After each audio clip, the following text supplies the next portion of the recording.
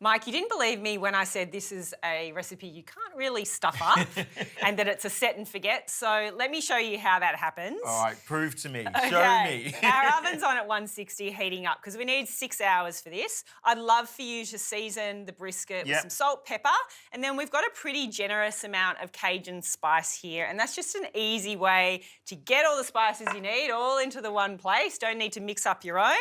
And then you can just get it into the oven. It's a nice quick way of getting lots of flavour in, right? So true. And you like Cajun spice. We've Love had Cajun chicken love before Cajun. together. There's lots of lovely ways you can use it. And I like to make sure that my brisket's not going to fall off the onions, so I just trim the bottom so it's nice and flat, and then we have a nice flat middle side as well, so that way when we've got the brisket on there, it just sits evenly in the tray. It's looking good. It's a pretty decent sized piece of brisket, isn't it? It's a mic size. I like it. I like it. All right, onions go in, and then we'll get the brisket onto the top of the onions. So literally just straight in like that. You're not sealing it. Nah. Nothing. No, I know. I'm a very different cook to you because I'm a cook as not a chef. So I like to keep things simple but really flavoursome and think about how we can incorporate the health and nutrition components. This brisket would never be served without a good salad, so we're going to do that as well. It's definitely the first time I've seen a brisket and kale on the same table. All right, we are going to wrap the brisket in a double layer of Glad foil. That's really important because you want that nice seal and a heavy seal. So a single layer doesn't quite cut it. You need the double layer. Then you get it into the oven and you'll be cooking it for 6 hours. Now, I'd never not check on my brisket throughout the 6 hours. I don't want it to dry out in any way. But if you do see that the water is really starting to evaporate, just top it up with a little bit, pop it back in and make sure that there's still that steam effect circling around the meat because that's what makes it so juicy and delicious. And pull apart and tender. Yeah, you know it.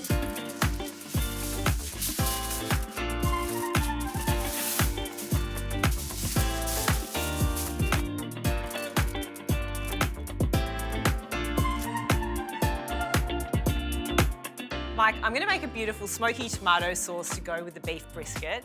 And because, you know, you said you'd never seen cabbage or kale presented with a brisket, I'm going to get you on to making the kale, apple and radish salad. Because you know what? There's a first time for everything. I feel like I trod on some toes with that comment.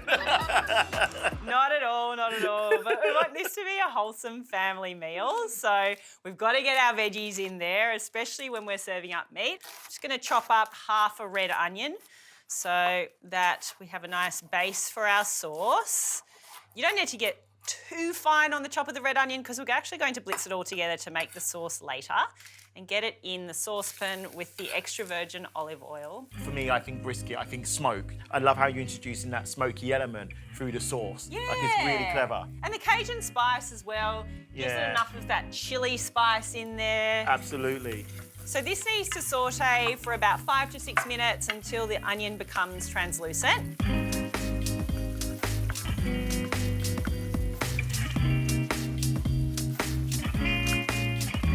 So the onions have softened up. We're going to add in the smoky paprika, which will deliver that beautiful smokiness into the tomato sauce. Then we'll add in the diced tomatoes. These are an Aussie tomato. You can see how rich and thick this one is in particular because it's a combination of the tomatoes with a tomato paste, which I love because that then provides a nice thick sauce, which is what we're after. Yeah, it's beautiful deep red colour, hey? It is.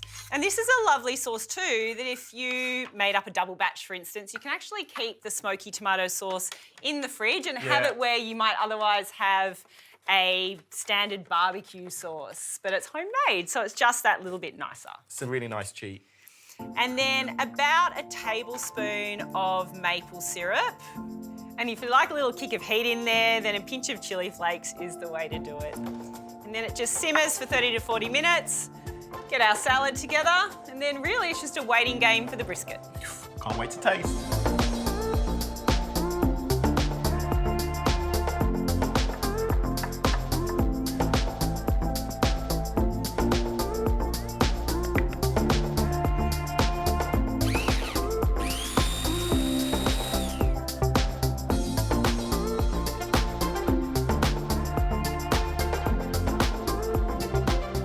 pretty happy with how this has turned out. It's time to get it on the plate so we can all tuck in.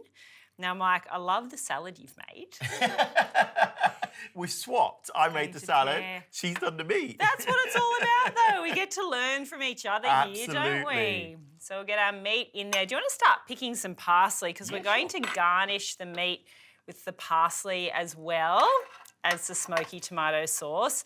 And we absolutely cannot leave these juicy onions in the tray. They definitely want to be a feature within the serving dish. We'll get a little bit more salt and pepper on there before we serve as well. And I think a little bit more of extra virgin olive oil and lemon juice on that salad would be perfect. Now, the rich tomato smoky sauce is going to go over the top, or you could serve it on the side, totally up to you. But I like it on the top. That creates some nice contrasting colours on your serving dish. But this is so great because in 6 hours, whilst this is cooking in the oven, you can achieve so much. Yeah, you have your day. That's it.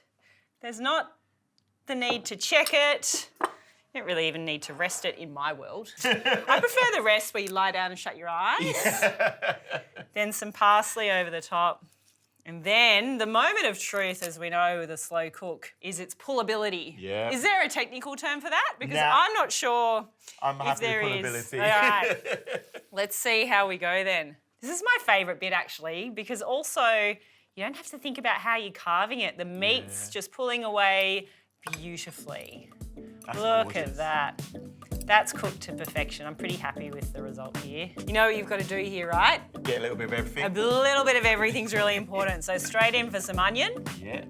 Then in with the beef. Look at that. And the smoky tomato sauce, obviously a must. It's a bit big. Oh. From you?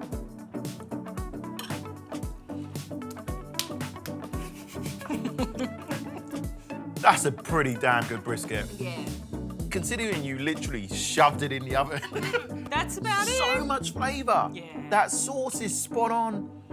Oh, those onions. But really, it's just about a few key ingredients here. You don't need to overdo it. There's so much flavour that you just get from good quality tomatoes in the sauce. Yeah. From the good spice factor going onto the meat. Juicy onions and just some patience whilst it cooks, which I think everyone could just enjoy a little bit more slow time waiting for a beautiful meal like this to cook. And then the result is pretty epic. I agree with you, Jack. You will not be able to mess this up. You have to try this. It is divine. Should we go back in? Yeah, please.